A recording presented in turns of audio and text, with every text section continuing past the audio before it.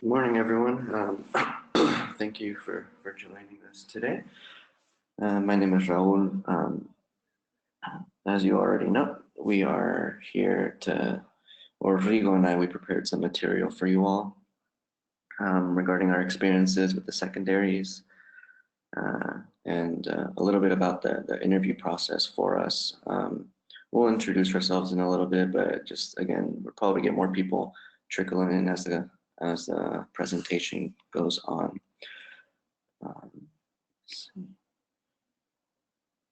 I'm actually going to skip the announcements. We'll go right to the presentation, but our hope today is really trying to understand what the secondary application process is like and the timeline to actually be able to budget the application fees and discuss how costly it can get if we're not able to kind of budget appropriately, creating our own templates to stay organized and really learn some strategies on how to answer some of these very specific essay questions that are going to be provided from each individual school. And then we'll go over some of the resources that we utilize to kind of craft our essays and go about preparing for an interview process. But as I mentioned, I'm Raul. I'm one of the MSR leads for the Northern California region. I originally did my undergrad over at UC Davis, graduated back in 2015, did a post-baccalaureate program and kind of stayed around in Sacramento since 2015. And now I'm happy to share with everyone that I am going to be a rising medical student over at the Drew Prime program over at UCLA. Good morning, everyone. My name is Rigoberto Perez, or Rigo Perez for short. I'm from Watsonville, California, on the Central Coast. I graduated from Cornell University in 2017.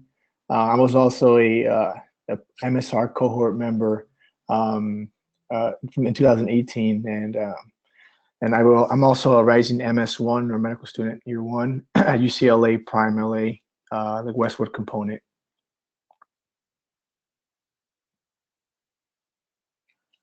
Perfect. It's really funny because as we were compiling this presentation, we realized that we're actually both going to be part of the same program. So I just thought that was really, really silly.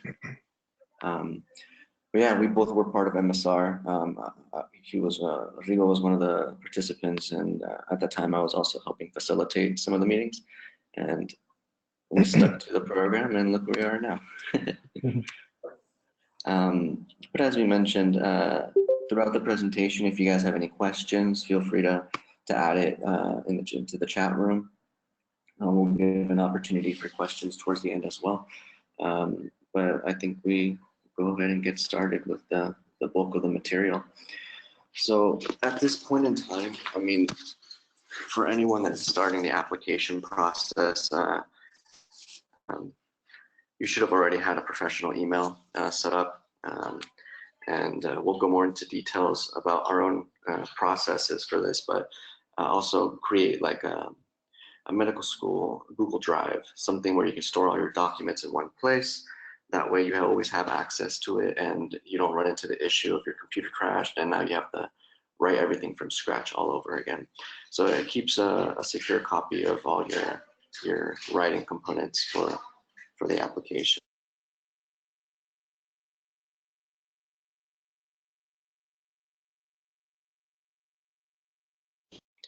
And something that I went about doing is I kind of shared there in the screen cap.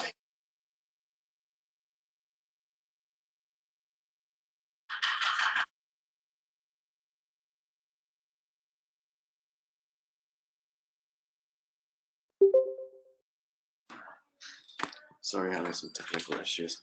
But as I mentioned, I kind of show there a little bit of what I went through, the Google Drive that I had. And I kind of organized my email templates as well as the primary application and all my writing components. As far as using an AMCAS tracker, you all should have had access to one from MSR courses.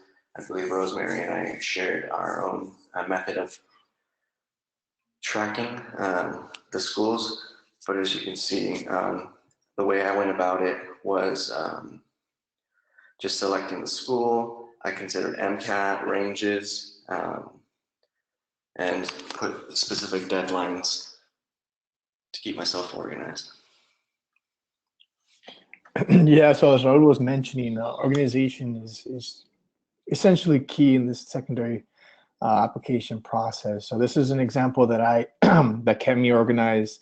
I mean, you can adapt your own method, but what I did is essentially I made a master folder, which is a medical school. I titled the medical school. Within that folder, I had other subfolders. As you can see, MCAS documents, MCAS personal statement draft, secondaries. My school offered the committee letter, so I had separate folder for that committee letter, which is the Cornell ECEC materials. I had MMIs. I had essentially what this example entails is just a way to give you an idea to help you stay organized. And if you stay organized, that reduces time searching, that reduces stress, and that increases success in the application process. And you can go to the next slide, Raul. And similar to Raul's example, to the tracker, this is my example. So I essentially had the same components as Raul, except for I had the username and password because and a priority system. So the username and password, as you'll see, when you start receiving secondary applications, you'll have login information, and I mean, some of them are pretty similar, some of them are very different. You have really random usernames, which can be a bunch of characters and letters randomly put together. So I kept track of that here in this tracker. And I also colored the schools that I applied to in a priority system. So I had the green, yellow, and red. Red entailing low priority, yellow medium priority, and green high priority. So what I mean by priority is the schools that I really want to go to, and the schools that I received to see which schools I should prioritize and finish first over the others. So that gave me a visual aid and to see what should be done first.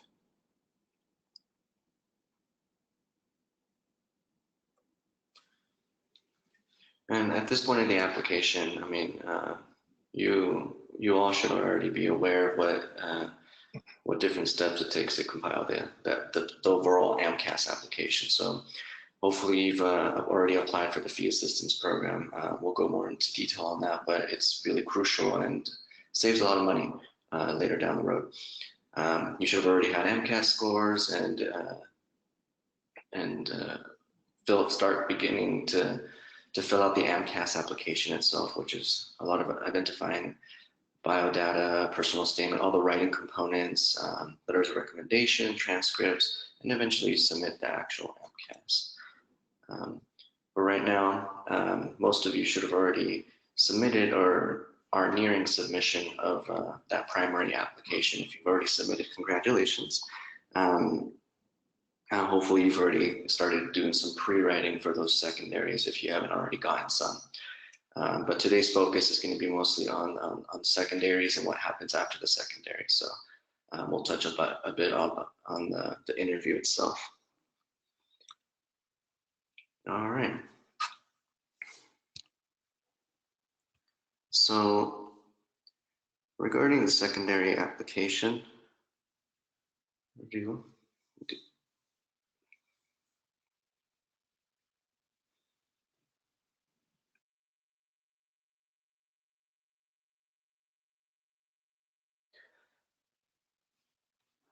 so when you're actually compiling the primary application, it mostly consists of, as we mentioned, the biodata information. You're entering all your transcripts, information, and all the writing components. So it's a very general application. Primary application goes to every individual school. But when we get to the secondaries, they're very school specific. Each school really sends their own application portal. You log in, and there you'll be able to enter more biographical information. Usually upload a headshot. As repetitive as it sounds, they ask you for more academic information, and they have their very school-specific essay prompts, which we'll go in a little bit. And then there's a way to submit your payments as well as organizing your letters of recommendation that you'll need. And here's a screenshot of a secondary that I received from UC Davis. As you can tell, it's just an application portal where it's a way for the school to organize you as an applicant, and you can finalize the rest of the information. Going through some of the question prompts right there. Discuss any elements of the application that you feel might be concerning to the admissions process. It's just another method for you to elaborate on certain aspects of your app. As I mentioned, school specific. Davis really does value Northern California, Central California applicants, so they ask you right there, do you have a connection to North Cal or Central Cal? Yes or no? And more school-specific programs, if you're interested in doing some of their scholarly tracks, that's where you have the opportunity to elaborate as to why you're interested in those tracks. And here's some, you may have some questions about the second application. So more in depth, what is the purpose? Will everyone get one? How much will it cost? Are there any particular deadlines? What sort of questions are going to be asked of me for these secondary applications? And then how should I approach the secondary? So Raul, next slide. Keep going. It's they're like interpersonal. It's like she gave it to. So what is the purpose of the secondary application? So as Raul touched base on, they have very school-specific portals. These are additional questions that are presented that are not asked in the primary application. The purpose is essentially to give an opportunity to show more about yourself. So as an admissions officer, we want to evaluate the applicant as a holistic basis. So the secondary allows us an opportunity to see, who you are as a person, and if if you're the best fit for the institution. And also, it's a way for you to organize your letters of recommendation and finalize your application. So when you submit your secondary application is when you consider complete. And will everyone get one? Some schools automatically give you an application. Some other schools have screening processes, so they have certain cutoff values. And some schools also implement the holistic review of your application. So they have subcommittees which evaluate your application, and they consider your disadvantage status, your distance traveled. However, if you receive an application from a school that automatically gives you an application, that doesn't mean you shouldn't. It doesn't mean you shouldn't submit your second application, because, as I said, some schools they utilize the holistic review. So when I was applying, I remember there were certain schools that I didn't meet the MCAT or GPA requirement or the cutoff values necessarily, but I ended up getting an interview invite. So you never know, but that doesn't mean you should just apply without doing your research. I mean, you should utilize the medical school admissions requirements, or the MSAR, to give you a trend of previous applicants and how many people received secondary versus how many people actually matriculated with your statistics, or higher statistics or lower statistics or whatever. But next slide.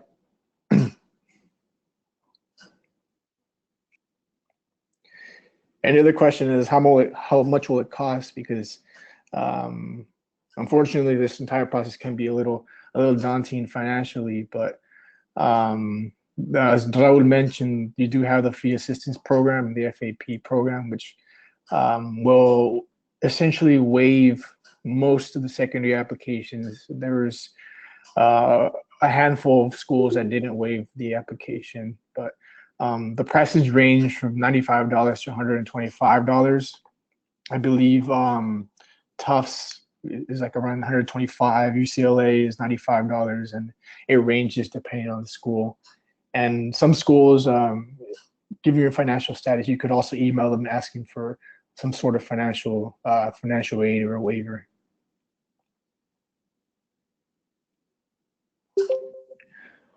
Now, is there a deadline involved with these secondary applications? So you have to keep in mind that the entire application process, from the primary application to interviews to admissions decision, is based on enrolling admissions.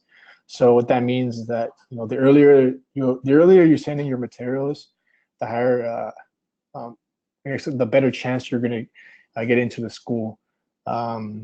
So some schools, they when you receive a secondary, they strictly give you a deadline. So say, I want you to send your application in by 15 days or so. And the general rule is submit your secondaries within 1 or 2 weeks of receiving them. And this is where your tracker comes in handy. This is where your priority system comes in handy, right? So if you receive, say, 5 secondaries at one time, then you're able to prioritize, okay, I want to get into this school versus this school. Do I really see myself into this school? Not really. And then you prioritize the other ones just as quickly as possible.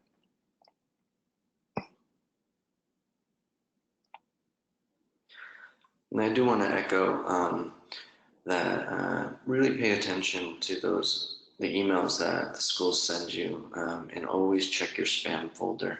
I had a friend of mine that he was applying this current cycle, and he received an email from a school saying like, oh, since we'll be withdrawing your application since you did not complete the secondary application.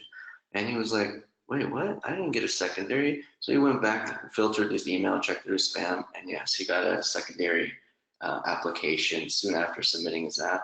And he let the deadline expire because he didn't even know he got it. So periodically, make sure to check your spam folder and always read those emails carefully, because those deadlines, they're school specific, and it might not be within 2 weeks. It might say like, oh, the final deadline to submit a secondary is like all the way in December. That doesn't necessarily mean you should submit it in December. As Rigo said, it's rolling admissions. You want to submit it sooner rather than later.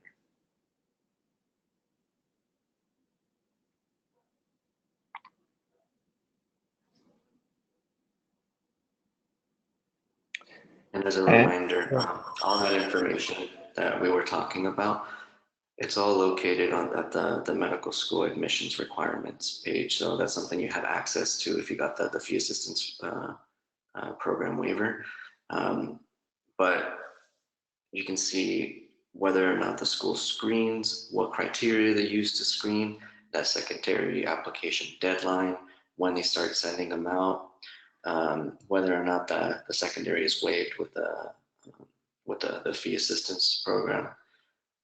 But that's all located right here.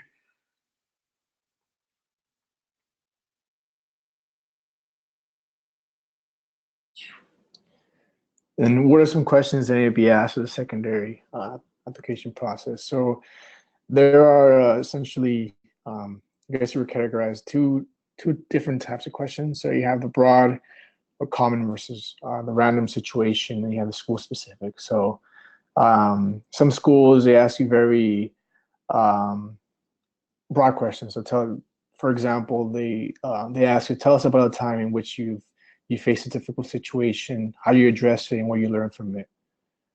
Those are essentially, I've seen that question multiple times in different schools. Some random ones is they ask you for a particular hobby that you like doing. Some school asks you for a particular nickname that you were given.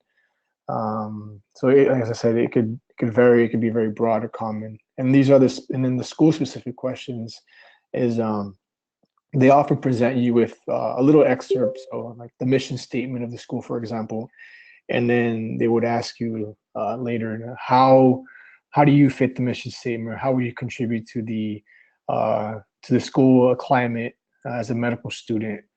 So they essentially allow you an opportunity to see if you're the best fit for their institution. And then the length of the secondary application, you have a variable amount of questions per school. So it could range from 2 to 10 questions. So they could be very long questions, could be very short questions, and they all have different variable or character or word counts. So think of each question as an opportunity to give the admissions officer, I guess, a way for you to express who you are in each question. So if one question asks you for a particular hobby, then you can talk about your creativity, for example. If another question asks you about a situation in which you overcame adversity, then that would, as I said, showcase the admissions officer how you handle different difficult situations and what you learn from them. So think of each question as a way to give a piece of you to the admissions officer. And with each piece, and that gives them a better picture of who you are as an entire person. And as you see on the screen, there's some questions that may be asked. These are actual questions that were posted on their secondary application. So as you said, it could be very, very broad, very specific, or very random, like KEC at USC.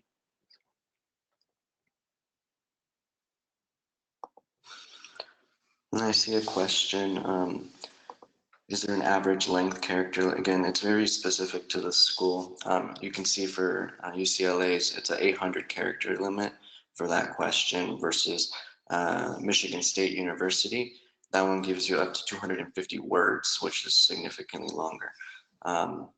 And it really is specific. One approach that I did was I started off with the longer secondaries. I found myself having trouble writing new stuff, so I decided to focus on the larger word counts, so that way when I was approaching other secondaries, I can simply start condensing my writing more, and then just cutting individual like sentences that don't fit to fit the new word count for another school. So for instance, in this one, for Michigan State, I would probably address that question. Well, that one's very school specific, but let's say I had another prompt for another secondary application that was like the same exact question as here for UCLA. What is the most important volunteer experience? So if at Michigan State, they have that same exact question with 250 words, I wrote that one first, and then I easily just condensed it for the 800 characters over at the Geffen one. So just little tiny things like that help speed up the process, and you'll be able to kind of recycle your writing as you continue receiving more and more secondaries.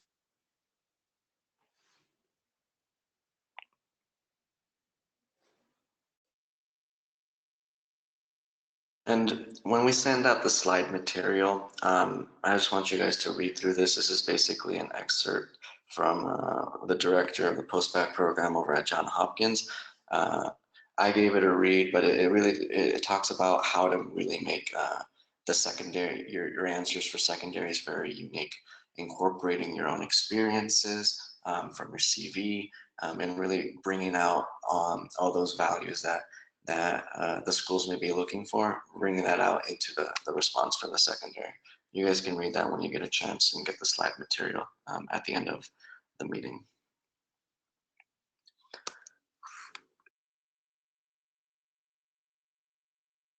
So I do see another question here. Did you find that you were able to recycle a lot of the responses? It really depends on which schools you're applying to, but yeah, I did find myself really looking to recycle as much as possible, but not just simply cutting and pasting, still trying to incorporate facts from the school and make it very unique to that school. So it's not simply just a cut and paste moving on to the next prompt. Rigo, do you have any? No, I agree. I mean, you're gonna see a lot of generic or common broad questions, and it's when you're in a time crunch and you want to finish it as soon as possible, but you also want to present your most quality work. So I did essentially use a lot of cut and paste and change, modify certain things. But what schools really loved, and I remember in my interviews too, is when like you showcase, in your writing, how you showcase the mission statement. So, for example, Georgetown, I think they had like a particular phrase in Latin that really stood out to them, and then what it translated to was caring for the whole person. So then I would put in, in the very general question, an example of me caring for the whole person, or me understanding caring for the whole person, and then they pick up on that. They love that stuff. But it's even though it's generic or a common question, you also want to add a little personal touch to it.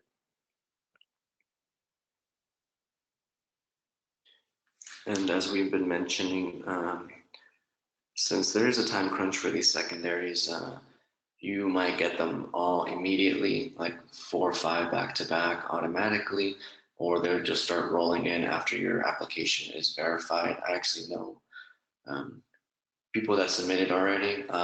You might even be verified already. You're just waiting for schools to start sending secondaries. I have a friend that was verified within an hour after submitting. So I have no doubt that she's already starting to do the pre-writing. And all these questions, you can easily find them online. In the resource section, there's a link that from a website that organizes all the secondary essay prompts from prior years for each school. Highly suggest you start doing the pre-writing, specifically for the schools that you really care about and want to put extra time into the writing for the secondaries. For the most part, these schools, they recycle their own prompts year to year. They don't really change too much. If anything, they might add in a question just to throw people off, or they might change the word count or the word limit for the questions. But I found that most schools are their questions are pretty consistent year to year. So you shouldn't have an issue just looking up the secondary prompt from last year's cycle and start writing for those. But I highly suggest also reviewing your primary application. When it comes to the secondaries, you'll find yourself writing similar things that's already in your primary, but as we've mentioned, it's an opportunity to highlight things that are already not included in your primary application, not included in your personal statement or your disadvantage statement. You really want to showcase the rest of that, the rest of your attributes, your traits as an applicant, and make sure those shine in the responses for your secondary. So understand your primary, know it front and back, because that's going to be fair game for interviews as well. But make sure that you try not to be too repetitive, because there will be other spaces to include that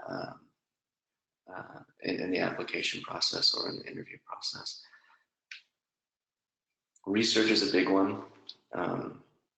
You'll get the very generic questions, but how do you really make the prompt unique and school specific is by doing the research, going onto the website and understanding what this school values as far as diversity, as far as mentorship, as far as what programs that are at the school that you can be involved in as a first year medical student. One of the schools that I was looking into, they had a K through 12 mentorship program, and that's something that one of the activities, obviously I'm part of Mi Mentor, so I decided to kind of highlight that and even specify like, oh yeah, as a first year, I'll probably even get involved with continue my mentorship opportunities through this exact program that you have offered at your school. That really does show that you're interested in the school and you really went out of your way to understand what the school offers or could potentially offer you as a student, medical student there, and what you can contribute to their mission as well. So definitely try to integrate qualities of the school, the program that you're applying to. We mentioned again, organization is key, tracking those deadlines. I found myself creating Google notifications. So every time I received a new secondary, I added it to my tracker, and then I set myself a deadline in my Google Calendar and made sure that I had notifications 1 week and then like 3 days, just to constantly remind me that I still have to submit that secondary soon, so I don't ultimately forget. Or trust me, once you get to the writing portion, it might be like hard at the beginning, but after you start getting more and more, you'll get used to it, and you'll recycle and adapt each essay prompt as necessary. And you also want to prioritize ranking your secondaries in importance.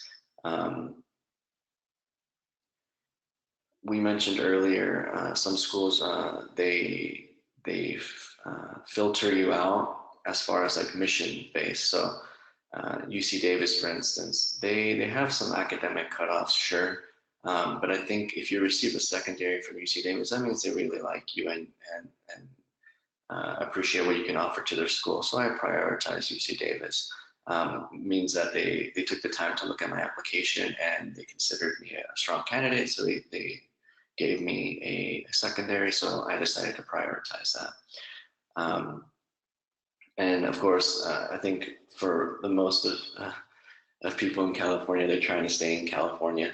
So all the schools that I applied to in California were like top priority. And then I started weeding out based on out of state and whether or not I really saw myself going to those out of state schools.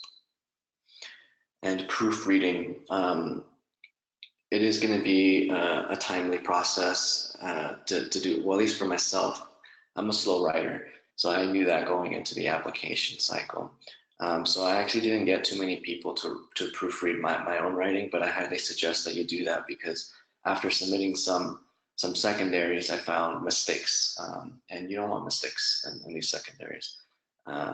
You craft so much time into completing the primary application, your personal statement, your personal statements, and your disadvantage statements, but you don't have that amount of time for the secondaries. But I feel like the secondaries are really where the money's at. That's the opportunity to showcase yourself, and that's what the schools are really looking for as far as what you can contribute to the school. So definitely don't want any typos or random mistakes. You don't want to accidentally include the name of another school in the response for your secondary. I definitely caught myself doing that, and luckily I didn't submit it like that. But those are when you start recycling prompts, you'll find yourself kind of potentially making mistakes like that. Yeah, if I can add to the, I guess I'll give a tip for proofreading. So utilize your network or your friends or mentors or colleagues. So in my tracker, I had another section for people who could proofread or could edit my essays. So I had a particular name in one column where people could edit essay for a particular school, and then another column I had a deadline I would give them, and I would follow up with them if they at the deadline, right? So then that gave me an idea, like an opportunity to edit my essays with someone else's feedback, and also kind of alleviated the stress in a sense. But that also allowed me to see, how many people edited essays for me already. Have they edited too much for me? I don't want to burn them out as well.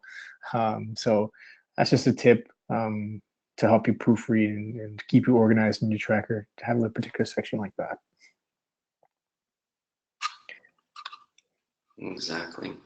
And as I already alluded to, some of my organization methods, again, I created a general master folder for 2018 AMCAS, and I created a separate folder for secondaries, and I started organizing myself as far as I made an individual folder for each school and had a Word document for each school.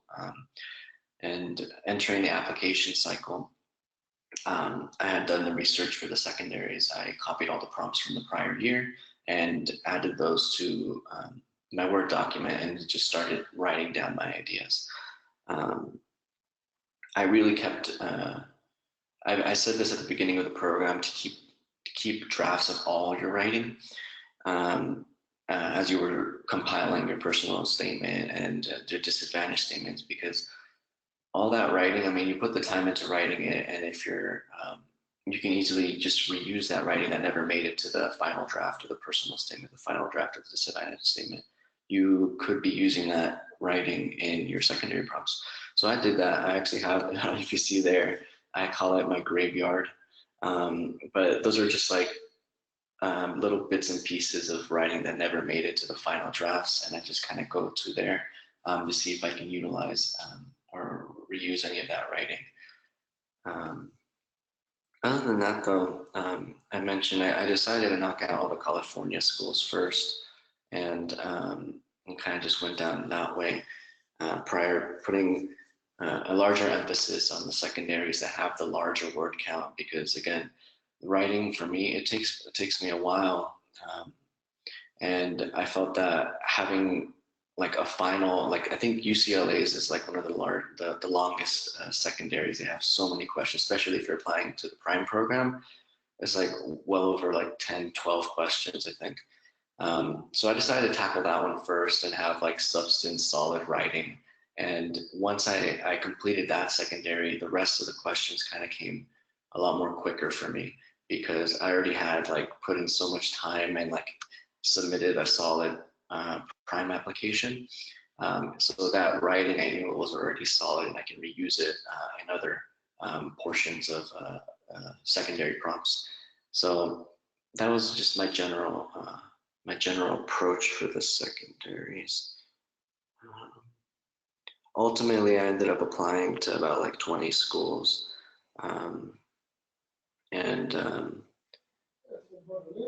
initially I had gotten like automatic secondaries from out of state. I wasn't even verified yet, and I got the secondaries. I'm like, okay, well, this school didn't really put too much time into considering me as a candidate, and plus I didn't see myself really going there. It's just more like trying to apply broadly, but I still prioritize the other schools because I knew that they actually have a screening process greater than just the academic cutoff. So I definitely prioritize those as well.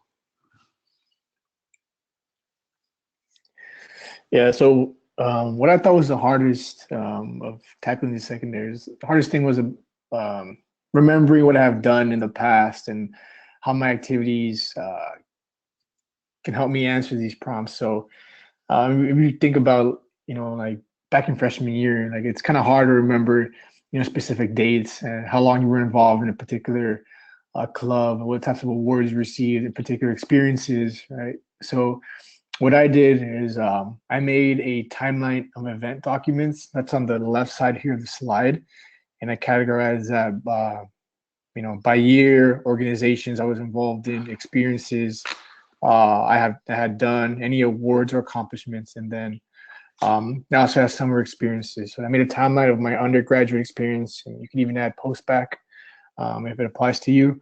And I just kept all the dates. I kept my leadership roles in the organization and any other experiences I've led. So like like a community health fair I probably led with an organization, just to give me just to give me more to give me more weapons in my arsenal to tackle these secondary applications. And so so it helped me stay organized. And so before I tackle this particular question in secondaries, I made an outline, and I picked a particular particular experience from my timeline and events, and saw if it fit or not. And if it fit, then I would use that particular experience for that question. And then I would make an outline, and in that outline, I would put what points I want to hit or address in the question. So if the question asked me about a particular situation in which I face an obstacle, then I would, for example, choose here Sabor Latino. I would talk about the way, the way when I was rejected from the team my first time, but how I remained consistent and I eventually ended up joining the team, and how I planned events with the team when I was accepting, and so that gives it a personal touch to the question too, and it addresses a question in all points that they want you to answer. As remember, this is really an opportunity for admissions officers to see every little bit and piece of you as a person. So, as a rule of thumb, or at least what worked for me, is um, don't don't repeat what you already said in your primary application. Um, I mean, nevertheless, I mean, if that particular experience really stood out, then I would advise to give like another experience in that organization. So if you led a community health fair with an organization, but you also led like what's it called, like you volunteered at a food pantry, I would highlight that instead of what you already said in your primary application. Um, and as Raul was saying, I mean, you're going to be tackled with a lot of these secondary applications. So just prioritize. If you want to stay in California, I would prioritize California schools over schools that are out of state. Um, and then while I waited for feedback to be received from my colleagues and mentors, I would also prepare for the interviews or look at the school's mission statements.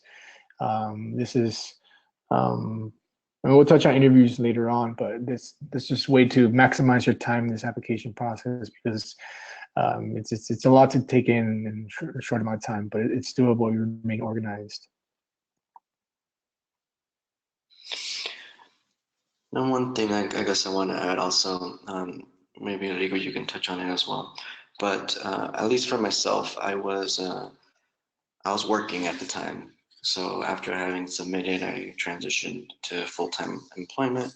So it was really a struggle, juggling all of that, uh, getting through a work day, and still finding the motivation to write, because that's not something that comes naturally to me. But I found myself utilizing my lunch breaks and other breaks that I had at work to get most of my writing, or at least my thoughts, down on computer. And that's really where having access to all my writing, like via Google Drive, it really helped out, because I could just access it from anywhere that was convenient, where I was in the mood to continue, where I found some downtime to do some writing. But just try to stick to a routine. That's something I definitely struggled to find, but towards the end of the application process, I got into a routine where I would just remove myself. So after work, I would just go to the library and do my writing instead of going directly home. I broke that routine, because once I get home, I'm not productive whatsoever. So I decided to kind of stick around in the library to get most of my writing done, and then call it a night. Go back home, rinse and repeat. And another thing that I would have liked to do is um, uh, meet up with friends to who are also going through the application process, and help bounce ideas off each other as far as answering some secondary prompts.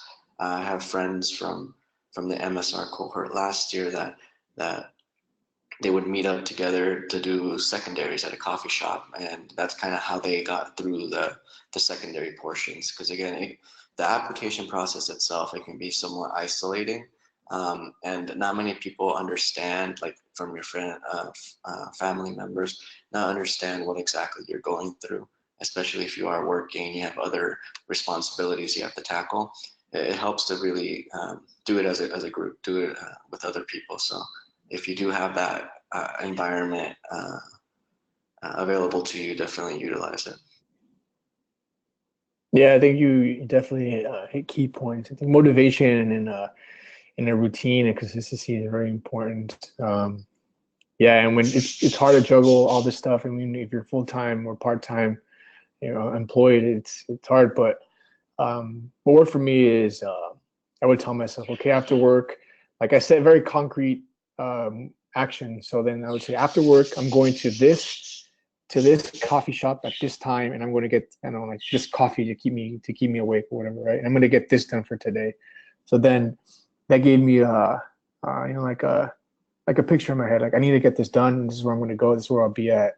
So that kept me disciplined during this process. But as I was saying, to utilize your resources too. If you have others that are applying in the current cycle, like your MSR cohort members, and utilize each other, help each other out. At the end of the day, if, you're all going to be doctors. I mean, you made it this far, so just keep pushing in and helping each other out.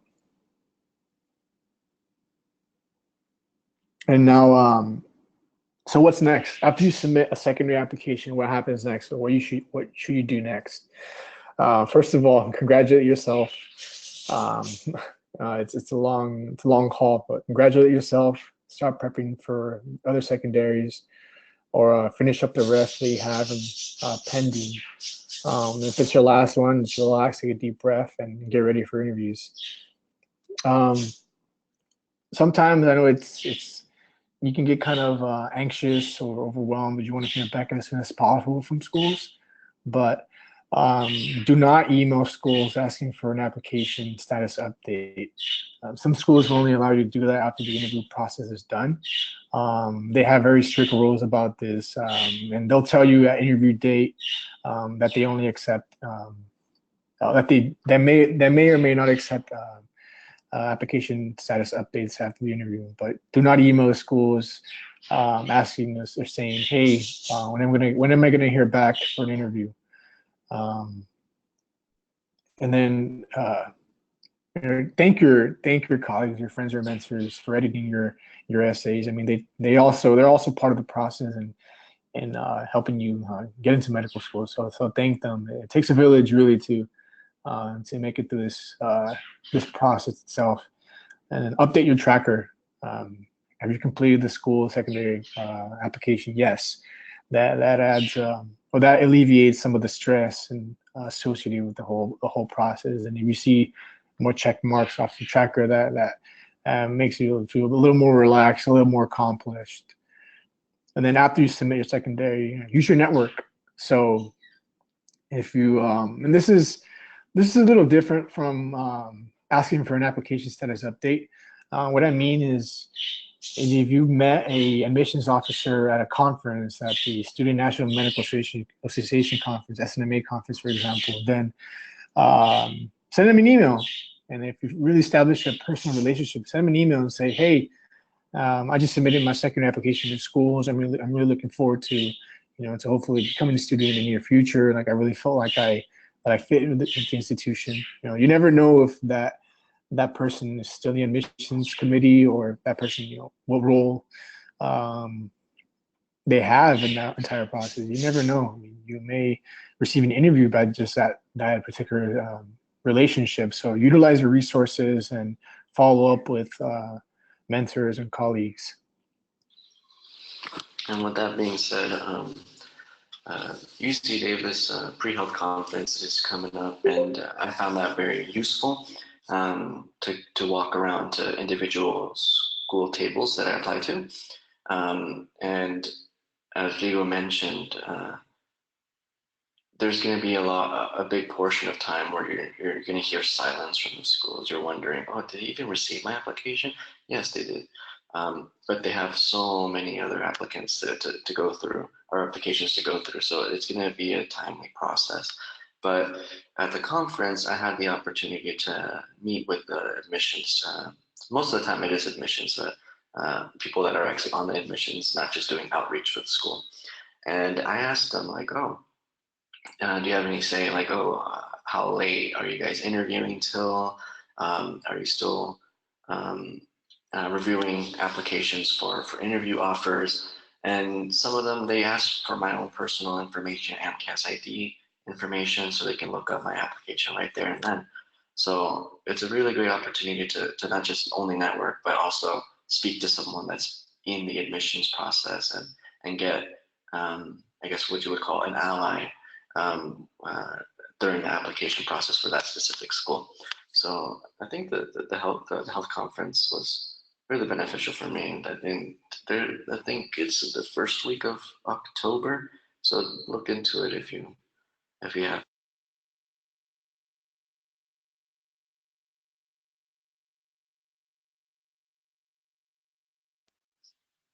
Okay. Well, at this point, people have been asking questions in the chat room. So if you do have any additional questions, I mean, you have the opportunity to unmute yourself right now, ask away, or type it into the chat box before we move on to the latter portion of the presentation regarding interviews itself.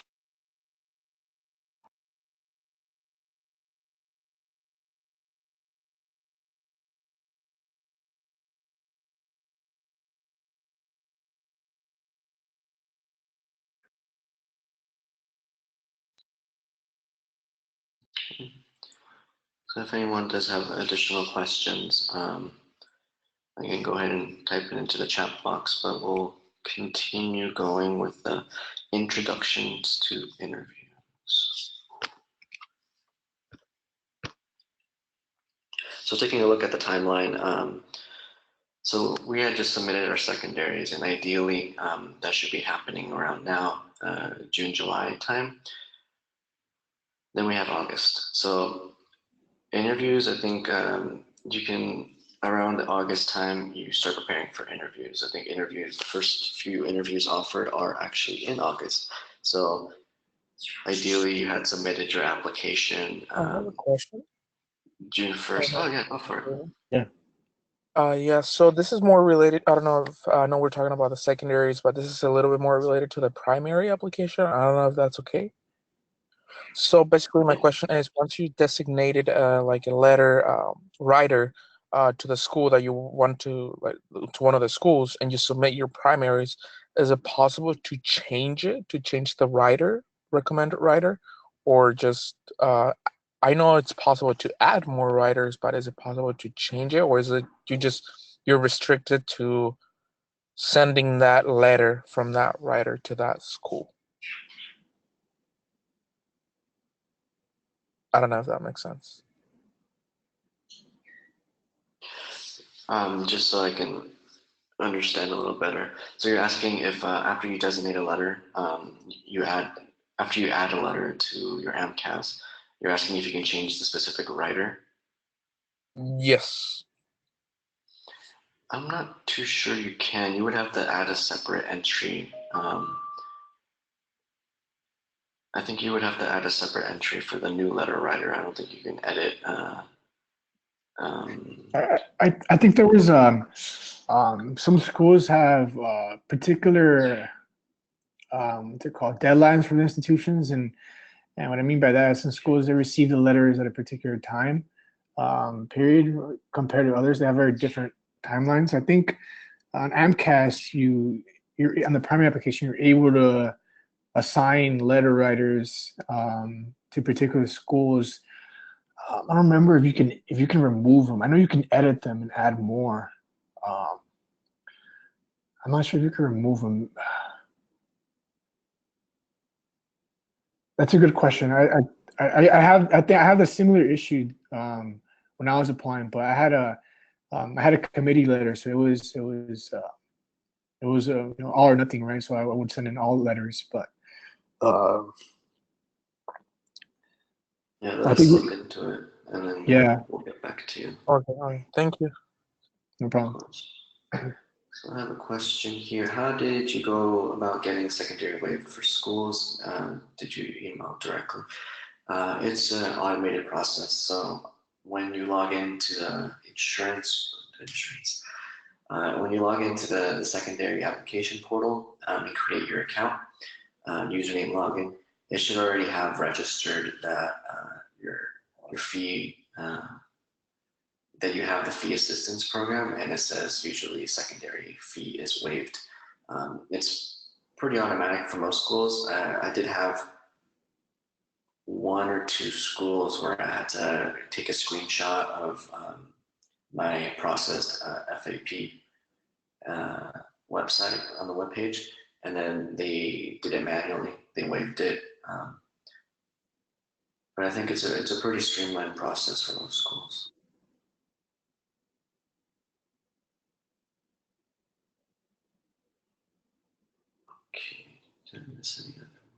Okay, so as I mentioned, August, October, these are times where you can start getting interviews, interview offers, and you can even get accepted as early as October, given that you submit the application in a timely manner, already verified, submit the secondaries ASAP.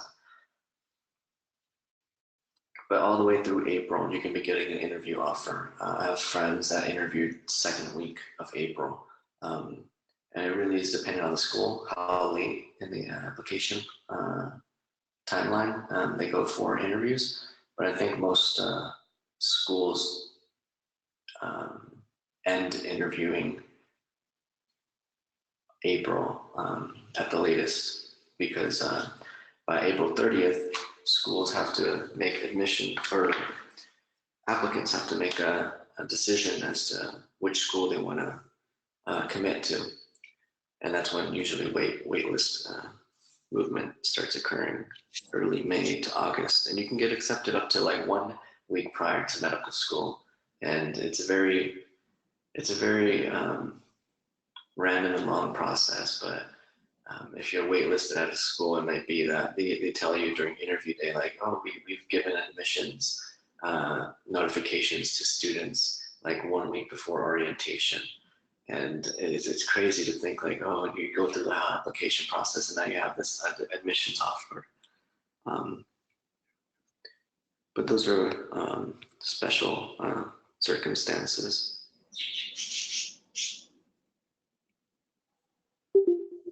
No, that's pretty spot on too. I think even when like I mentioned before, when you can send application updates after the interview, right? So if you're waitlisted and you end up receiving an award or some sort, or you went to a conference, you met some admissions officer, then that's where an email can make. I mean, an email can make a big difference, right? Whether or not you remain on the wait list or you get accepted. So on that time period, I mean, you could really change the outcome. So regarding the medical school interview, these are some of the guiding questions, some other that we're gonna try to address. What's the purpose? What type of interviews are there? Costs associated with the interviews. What can you do to prepare, and what you can do after the interview. But again, what's the purpose? I mean, pretty straightforward, right? It's obviously to learn more about the applicants. So schools utilize an important, crucial portion of the application process is the interview. And they use that to kind of learn more about you, to see whether or not you're a good fit for the school. Because at this point in time, you're just a person on a piece of paper, and you can write great about yourself, but they want to get a feel for you as a person. And this is the opportunity for you as well to ask and learn more about the school and its culture, whether or not to see if you feel you're a good fit for the school, whether that be the location, the school environment, the faculty, the support. It's an opportunity for you to interview the school as well. And meet current students, and potentially you might come across people that you're going to be that you're interviewing with at the moment, but ultimately you'll probably be accepted together and be part of your new medical school class. So definitely, when you're touring facilities, you actually go out to an interview, have questions prepared. You know, they have every right to. You have every right to ask questions, just like they're interviewing you.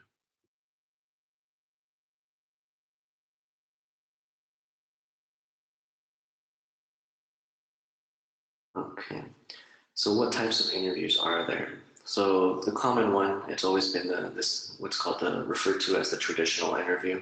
It's an in-depth interview with the faculty, and usually a medical student. But it can be from 15, 30 minutes to an hour, if anything. And again, it's really dependent on the school and how they want to approach the interview process, but it's an in-depth interview. And I guess to contrast that, it's one person that you're meeting or two people that you get to meet. While in a multiple mini interview, which is what most schools are kind of turning to now, it's an MMI. It's multiple structured interactions or scenarios that you have to answer or questions, but you get to meet many different people. So it's not, even if it can be as unbiased as possible, there's going to be some sort of bias when it comes to meeting with one person only. And whatever that person bias is that that person has, it's going to show potentially in your ratings. While the multiple mini interview, you have multiple interactions with different people. So you have different people surveying you as an applicant, and it's supposed to be more, I guess, a better approach to interviewing. So you get the perspectives of 8 different people rating you versus just one individual faculty that you might have not clicked with. But these multiple mini interviews, it really is, again, dependent on the school. But most of the time it's you have a question or a scenario that you're given at a station, and you're going to be either role-playing into a scenario, or you might just be simply discussion type question where you address the prompt and talk about how you would approach the situation. There's certain schools that do kind of a hybrid method of this, and what that means is that there's an MMI component, but there's also a traditional interview in depth.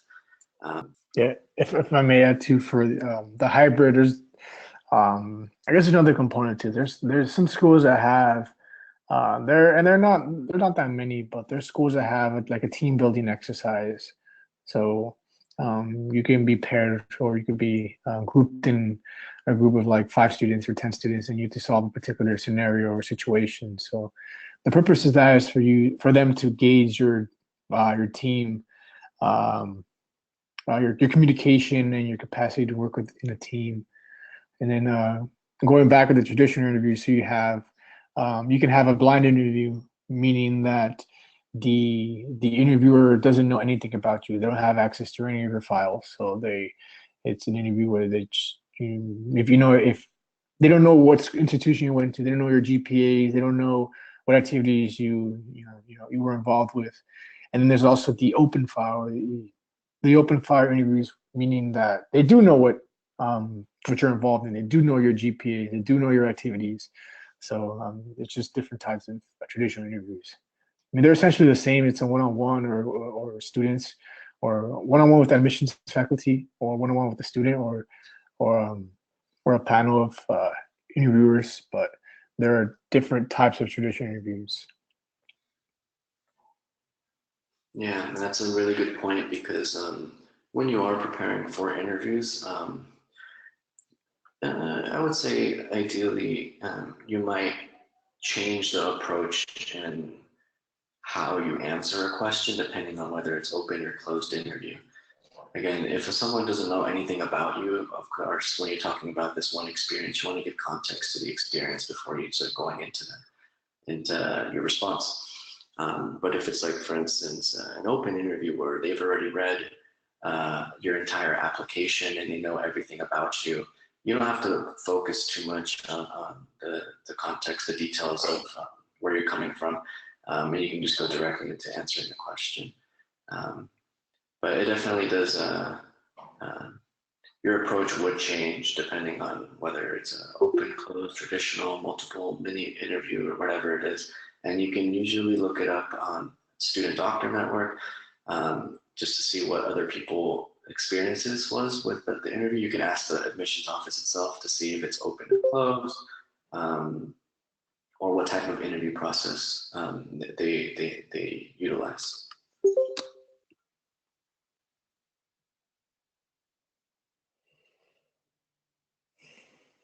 Okay, so what are the associated costs?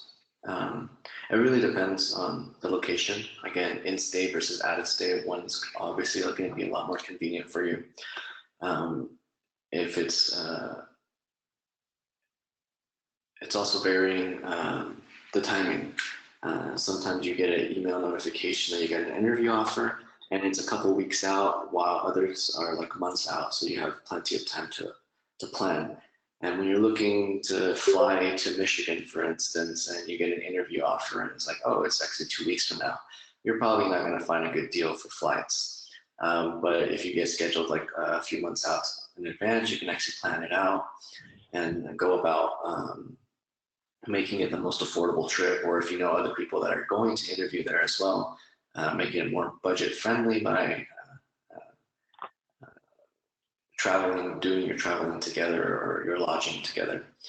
But some of the things that costs that may show up, of course, the attire. You want to look professional. Well, you should be at that point. You definitely don't want them to stand out as far as attire goes in a negative manner. So start looking for holiday sales.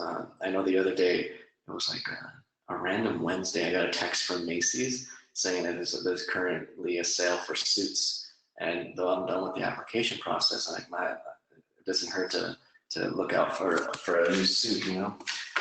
But usually the holiday sales is where the price for professional clothing is going to be a lot more cheaper and affordable. So if you don't already have that professional attire, definitely start looking around for those sales.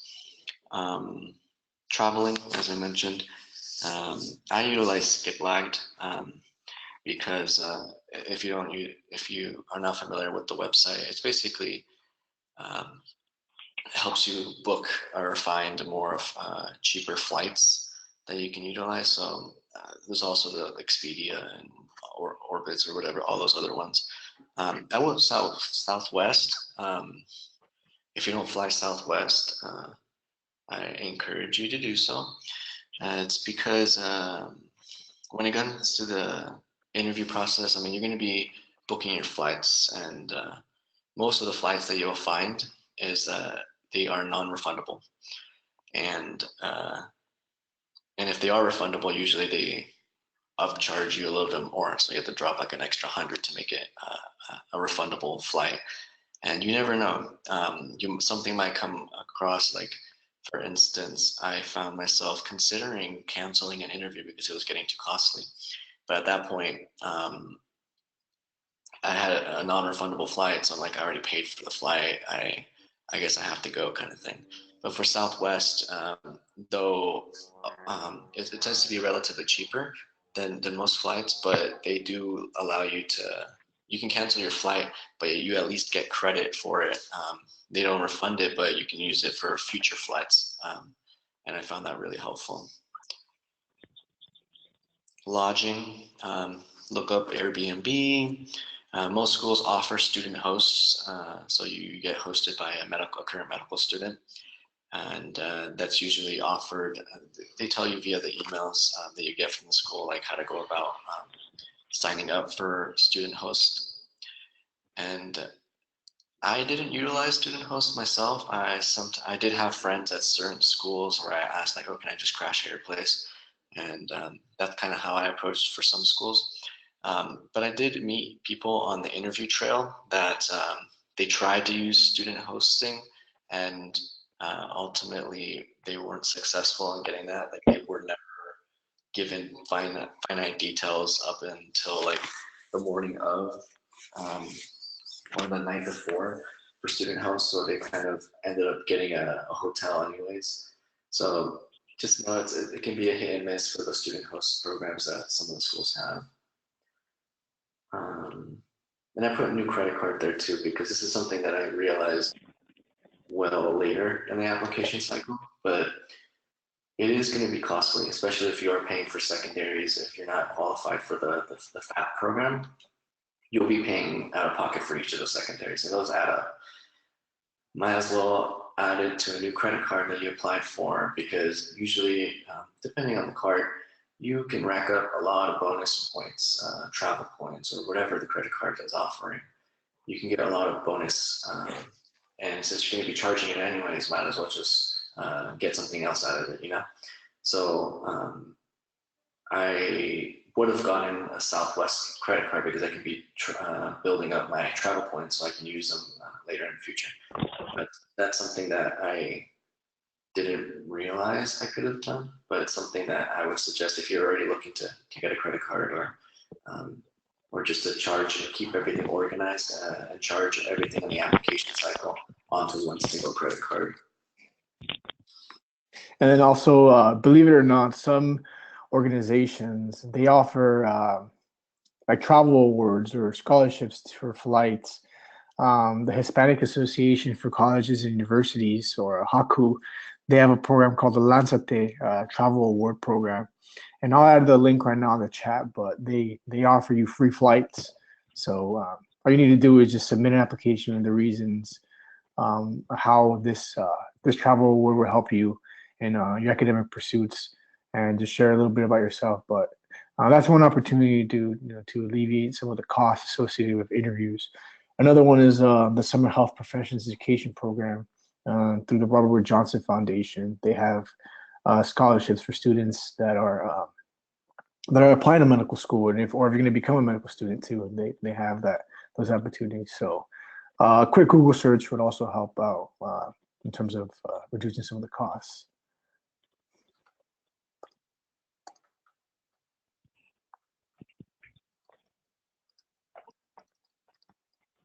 And then let me just send this up. So another question is, how do I prepare for these interviews? So I know Mi Mentor and MSR offers mock interviews throughout the. Hello? Yeah. Oh, I think we had another caller joining in this right now, but yeah. So as I was saying is, we have mock interviews offered through Mi Mentor and MSR throughout the application cycle. So I think they're usually held at UCSF and UC Davis. On it, really, all you need to do is just practice, practice, practice. And what I mean by practice is you need to use deliberate practice, meaning that any opportunity you have to practice, receive feedback on it. Right. So you can talk to your friends and family about the way you present yourself. Nonverbal communication is very important too. If you're fidgeting with your hands, or you keep doing this with your hand during the interview process, or you don't really give much eye contact, and that says a lot about confidence in an interviewee. So practice and receive feedback from your peers and mentors. It's very key and important.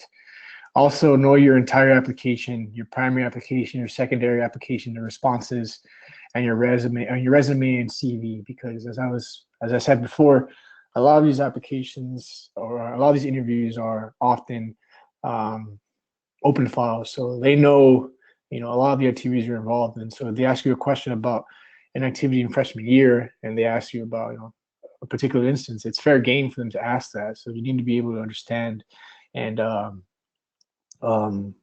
provide more of an explanation, or offer more of in-depth reasoning for doing a particular activity or so. And then there's also other reading materials and resources which we'll allude to right now. So yeah, just wanted to add also, definitely know your entire application, review your CV and all that good stuff. And something I found really helpful for myself, recording my responses. I would just stand in front of a mirror, not video record, but like voice record, and to see how often I would actually say or stutter, or like something like that. Just little tiny things that you might not notice. If you have the opportunity to also record yourself, definitely do so. As Rigo mentioned, the nonverbal communication, your fidgeting, those are things that are going to be distracting to the interviewer, and it says a lot about your confidence. I found myself, as I mentioned, I was working full-time during this application process. So in my morning commutes, I would literally just practice responses, for typical questions that you might encounter, like, oh, tell me about yourself, or tell me about a struggle or something that you've had to overcome. Just general questions like that. I would practice my responses on my morning commute. I would just literally be there driving to work and and just talking to myself. And I think that helped solidify or kind of like understand how I was going to approach it the day of an interview, because it was already kind of like honed in there, my automatic response. Even if I was nervous the day of, I would always go back to that general response or general idea that I had prepared for. Yeah, and for a big difference between MMIs and traditional interviews is that traditional interviews can be a little bit more rehearsed. So, I mean, admissions officers know that students prepare well in advance for these interviews, whereas MMI is like you're really given a situation or a question right on the spot. So that tends to throw a lot of people off, but that's where practice comes in. So that's where recording yourself comes in. That's where attending these mock interviews through MSR, Me Mentor comes in. So just practice and receive feedback is very key. And a resource that could help a lot of applicants for the application process, the interview process, is these two books. And when I was applying, a friend of mine that actually got into medical school, they told me about these books, and they really helped out. So the first one is the top left is the winning strategies for admissions faculty for MMIs. And I actually have a copy right here, and it basically it has different chapters for the different types of questions you'll be bombarded with during the interview date, and they have a breakdown of how you should handle these different types of questions. They have like a flow chart for each question. They have common pitfalls that you should avoid, and they also give you example case studies in which you could practice on your own time with your friends or in front of a mirror or something. The bottom right book, I didn't really get that book, but it gives you an idea of how you could make these very general questions. For example, the tell us about yourself question, or how do you make those very meaningful and impactful, because a lot of these interviewers are going to be seeing a lot of students over the application process. So these books give you an opportunity to kind of give you more insight into how you make your presentation and your material a little bit more impactful in the long run. So then when the time comes for them to make a decision, they'll be like, oh yeah, I remember that person that talked about, overcoming obesity and what they did with the struggle, right? Or how I remember that person talking about dance and their love for tacos or something, right? That really stood out to them. So really make those use of your resources. Another resource is the University of Washington School of Medicine bioethics topics, and this is just an amalgamation of a different types of controversial topics in healthcare. So advanced care directives, how do you break bad news, confidentiality. So once you click one of these links, they give you a general overview of what it is, the history of how advanced directives came about, what they are, and then they give you case studies in which you employ using advanced care directives in patients that are at the end of life, or they're about to pass away. So how do you handle the situation? And a lot of these situations, they get presented during MMI stations, so you never know if you're going to get a particular situation from this list of topics. Yeah, I found it very helpful to read through these, even if the questions don't necessarily show up on interview day. These are all really relevant topics to healthcare. So just having a little bit of a better idea of how I would approach a similar situation in real life, I found that really helpful. But I find myself just reading these during my breaks, my lunch breaks, just skimming through it to be a little bit more familiar with them. And some of these topics definitely showed up on interview day, some of them not so much. But it's really up to the school how ethical of a question they really will ask you. Others, you might be entering a scenario that touches touches one of these topics, or other ones will be discuss about this topic. So Again, that's the point of MMI. You don't know exactly what you're going to get the day of, but having some familiarity with these topics will allow you to kind of have a better discussion about it, or just be more conscious of things when you're actually acting in the scenario.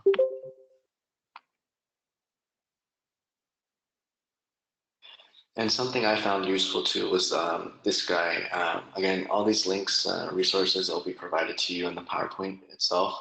But I found it really helpful to look at this instruction manual that's given to an interviewer, so someone that's actually rating you the day of an interview. This is a PDF file, 18 pages. You can skim through it, but it's basically the manual for the interviewer, and it instructs them exactly what they're looking for in this type of scenario for MMI. So in the box there, you'll see the question, the question topic, really what it is, and then it kind of bullets out what the scenario is going to sound like. So you have 8 minutes to discuss these issues with you, and you have 2 minutes to complete the score sheet. So it's actually like very detailed information for the interviewer. And some of the sections, it tells you exactly what they're looking for about. It'll list things out like for nonverbal communication, where they compose, where they like, did they look engaged in the conversation. There's other things that highlight also, like, oh, did they cover this topic, or did they talk about this, and how you should be, the interviewer should be grading you based on your response. So it just kind of gives you an internal perspective of what really is going on behind the scenes and what the interview is actually looking for. That allowed me to feel more comfortable for MMIs in general, because I kind of understood the process a little bit better.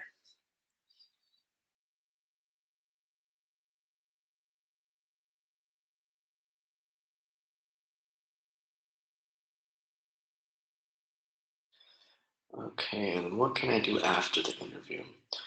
So on interview day, usually that's when they tell you like the common questions that these admissions people always get is like, oh, can we send a thank you card, or can we send, do you guys accept updates? And that's the day that they're going to tell you whether or not they actually accept updates, whether or not they actually accept thank you cards or emails.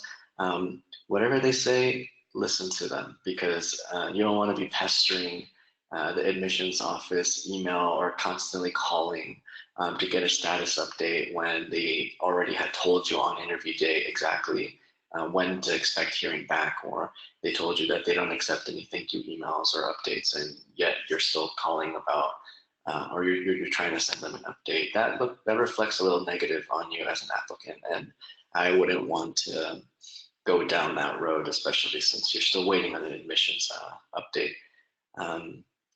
But eventually you'll get the interview outcome, depending on the school again.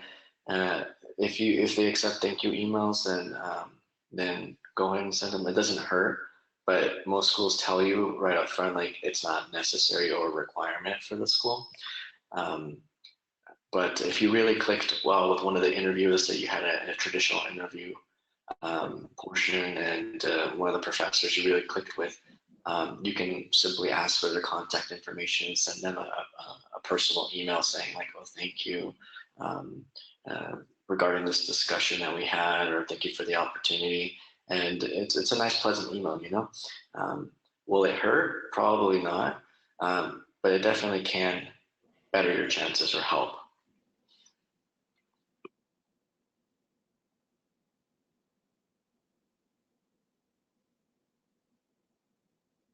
Anything you want to add, Rigo?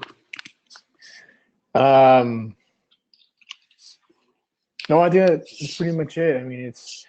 I think it doesn't really hurt to send in a thank you email or card if allowed. I mean, they appreciate, students or interviewees, thanking them for their time. I mean, you never know how they may change the outcome. I mean, if you have an applicant with the same scores, same objective scores in an interview, and they have the same metrics, I mean,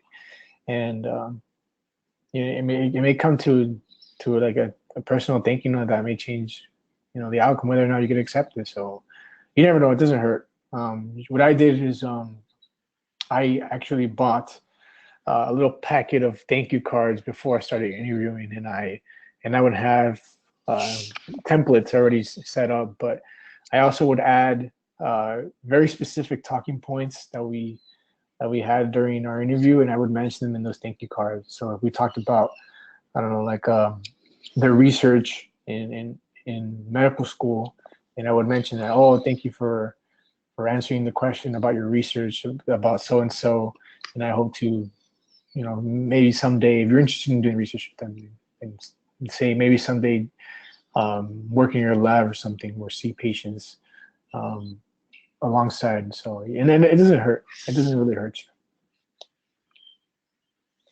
And something I forgot to bullet out here. You'll hear things about like sending a letter of interest or a letter of intent.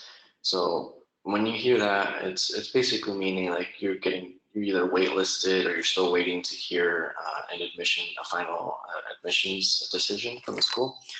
And when you are sending a letter of intent or a letter of interest, it's just letting the school know that you're still interested or you're fully committed to going to the school, if accepted, of course. And again, there's a case by case depending on the school, whether or not they accept those types of documents, but it doesn't hurt to just ask the admissions office if they accept it.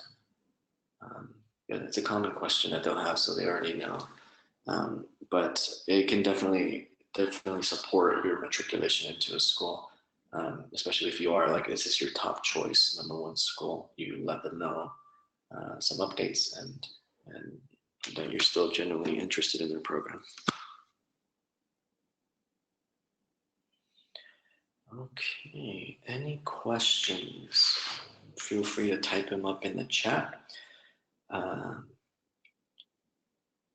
But just for final thoughts, I would just like to say that the application process is long. Definitely turn to your peers for support.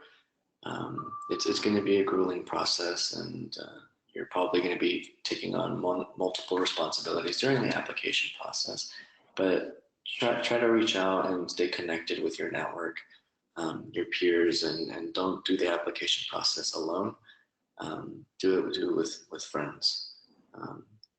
It will be a lot more smoother our process. Keep yourself updated, because though I was going through the application process with a few other people, it was always kind of weird, kind of discussing like updates on your accomplishments. For instance, you might have gotten an interview here already while your friend also applied to the same school but hasn't heard back or was already rejected.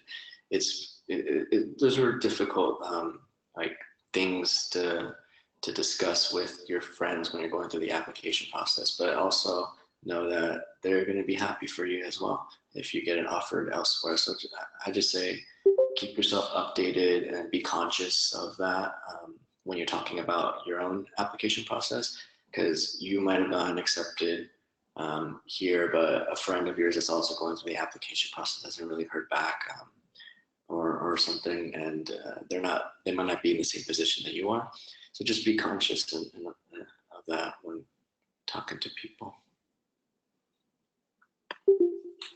Yeah, definitely. I would say just 3 main things. The first one is don't get discouraged, and meaning that, as Raul was mentioning, is that everyone has their own timeline for the application process and getting to medical school in general. So don't be discouraged if your friend got an interview before you, right? Because they may have different circumstances that differentiate you from them, and they probably submit their application sooner or later, or they're in a different applicant pool and maybe considering a different non-traditional versus traditional students. So don't be discouraged.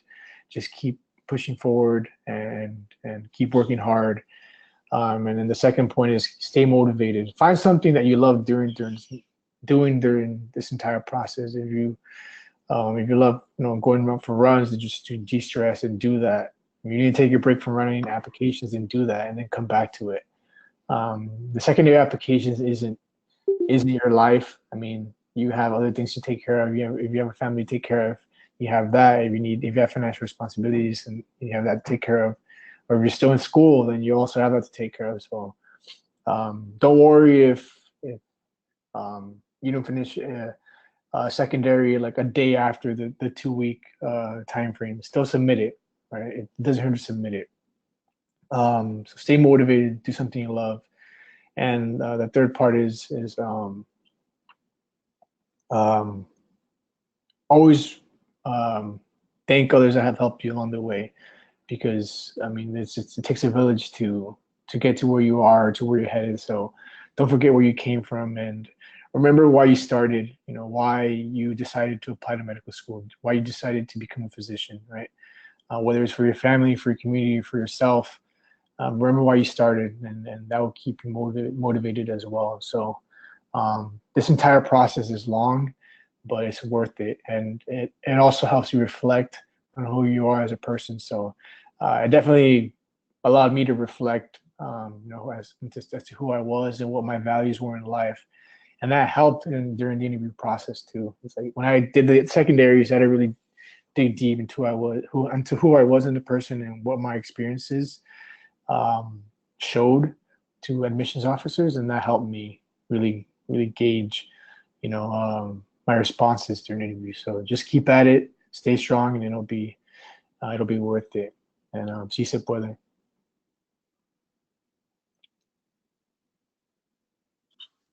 Alrighty, I think that's the gist of the material that we have for you. As I mentioned, we have some resources linked here. You'll get all this information in the follow-up email that we send you all. But definitely look at the AMCAS instruction manual. It's there for a reason. It's pretty detailed if you do have any general questions about the AMCAS itself. The secondary essay database is right there. Prospective Doctor, it compiles all the schools' secondaries. So you can definitely take a look at that. Do be aware sometimes that the listed character count might not be up to date. So you can always use Student Doctor Network, as negative as a forum it can be. It can be helpful as well to kind of see when people are starting to get secondaries, and when people are hearing back for interviews already. You can kind of gauge yourself where you're at as far as your own timeline. The bioethics topics, something we didn't mention was the Casper test. Only certain schools require Casper, which is like an additional interview preparation, that not preparation, but like an additional test that you have to take to be considered for a specific school. But it's basically like a video. It's on your computer. It's all digital. But you basically are doing a little interview process. But it's like an MMI, but like a video interview almost. Mm-hmm. But you can look at the link there, and it'll kind of give you more details on that. And then as well, as I mentioned, the manual for the MMIs, found it really helpful. So as far as upcoming dates for the Davis Sacramento group, I did want to let you know that we are still planning for a mock interview. It looks like it probably will be the first week of August. We're still trying to book the room, so I'll let you all know once that information is solidified. But aside from that, though, if you guys have any questions, go ahead and ask now, unmute yourself, or type it into the chat room. And I think that should be it. Thank you, everyone.